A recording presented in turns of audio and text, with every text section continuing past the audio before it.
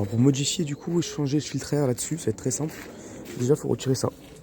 Donc une fois qu'on l'a retiré, on retire celui-là. Une fois que ça s'est fait, du coup, on peut retirer celui-là.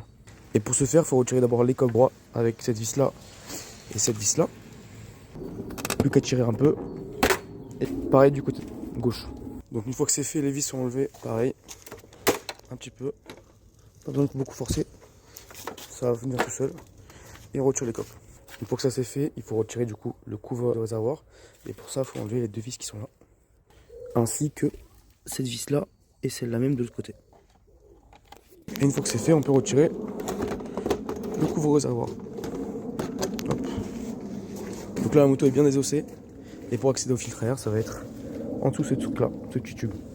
Et du coup pour accéder au filtre à air, il faut dévisser ces deux vis là des deux côtés. Une fois que ces vis là du coup sont dévissées, on a un peu plus de place. Et on peut dévisser les 4 vis Torx qui nous permettront d'avoir accès au filtre à air directement.